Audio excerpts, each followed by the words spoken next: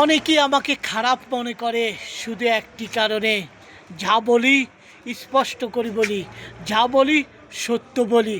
সবার সামনে সামনে সত্য কথাগুলো বললে অনেকের ভালো লাগে না, আর সত্য কথা বলি বলি অনেকে আমাকে অনেকটা খারাপ মনে করে।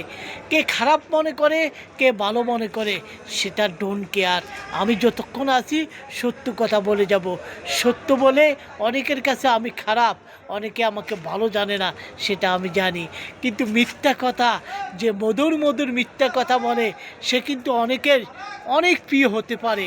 আর এই মিথ্যাবাদীরা সবারই আপন হয় ক্ষণিকের।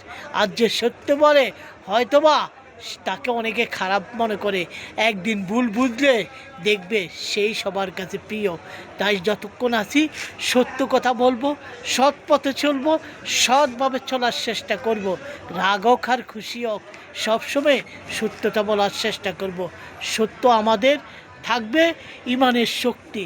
ইমানের শক্তি যতক্ষণ আছে সত্য ততক্ষণ বলে যাব ইনশাআল্লাহ।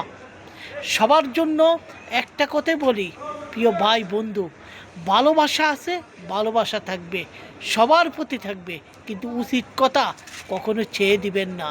উচিত কথা যদি আপনি না বলেন, উপরওয়ালার কাছে ঠেকা থাকবেন।